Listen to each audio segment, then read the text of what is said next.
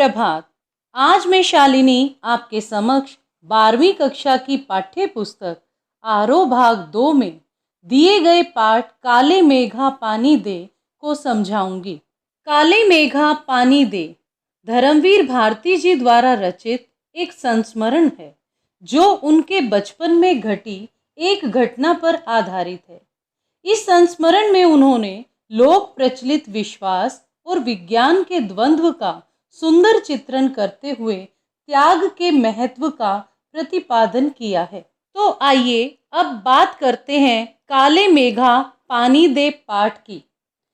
लेखक के गांव में 10-12 बरस से लेकर 16-18 बरस के लड़कों की एक मंडली थी, जिसमें शामिल लड़के अपने सांवले नंगे बदन पर सिर्फ एक जांघिया या कभी कभी सिर्फ एक लंगोटी धारण किए हुए गांव के घरों से पानी मांगने निकल पड़ते थे।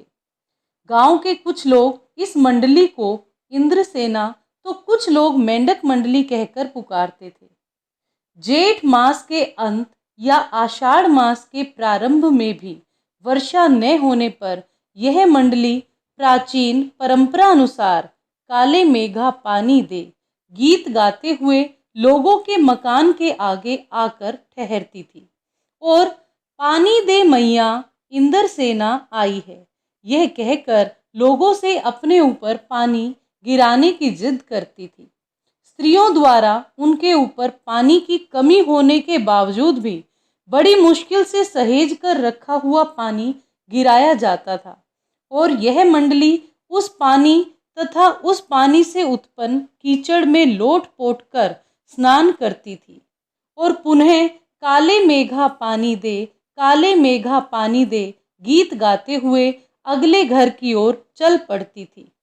आषाढ़ मास में यह वह समय होता था जब अत्यंत गर्मी से चहुं ओर त्राही त्राही मची हुई होती थी।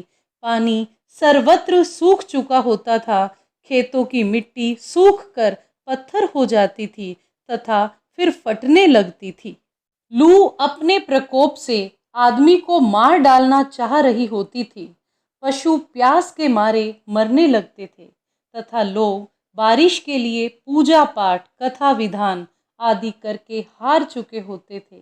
तब अंतिम उपाय के रूप में यह इंद्रसेना निकलती थी और घरों की स्त्रियों द्वारा फेंके गए पानी से उत्पन्न कीचड़ में लथपथ हो बादलों एवं बादलों के स्वामी इंद्रदेव से प्यासे गलों और सूखे खेतों के लिए पानी मांगती थी।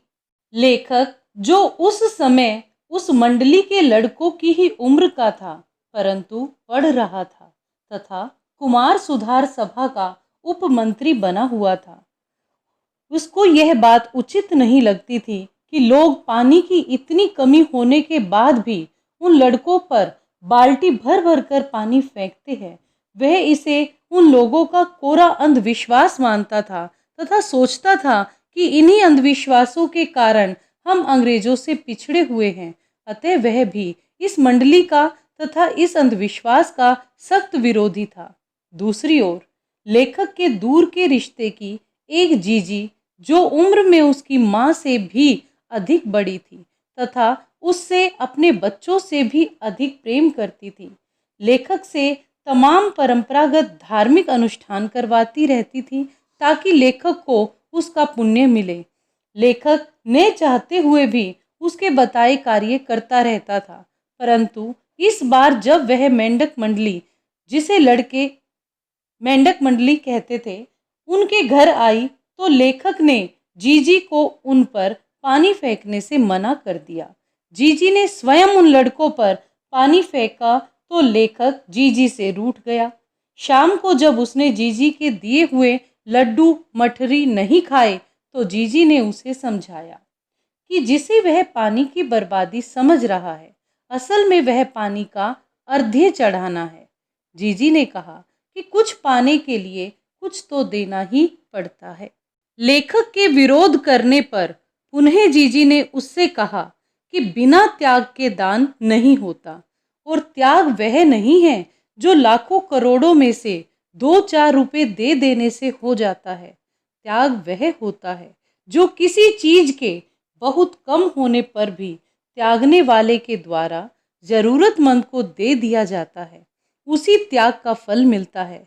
लेखक पुनः पानी के इस त्याग को ढकोसला कहता है, हालांकि मन ही मन अपने तर्क को पस्त होते देखता है।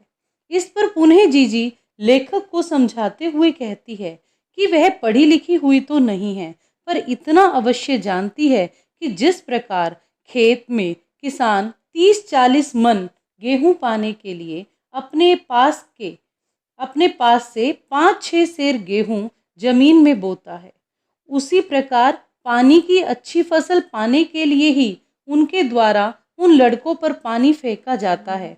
उनके द्वारा फेंके गए इस पानी रूपी बीज के कारण ही वर्षा रूपी फसल होती है तथा सारे शहर, गांव, कस्बे पानी से भर जाते हैं।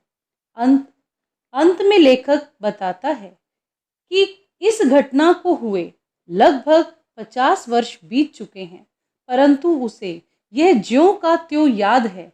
लेखक अपनी जीजी से मिली सीख को राष्ट्रीय संदर्भ से जोड़ता हुआ दुख व्यक्त करता है कि आज समूचे राष्ट्र में त्याग का कहीं नामो निशान नहीं है, जबकि स्वार्थ सर्वत्र फैला हुआ है। लोग भ्रष्टाचार की बातें तो करते हैं, परंतु यह कभी नहीं जांचते कि कहीं वे स्वयं तो भ्रष्टाचार का अंग नहीं बन रहे। काले मेघा दल के दल उमड़ते हैं, पानी झमाझम बरसता है, पर गगरी फूटी की फूटी रह जाती है, बैल प्यासे के प्यासे रह जाते हैं।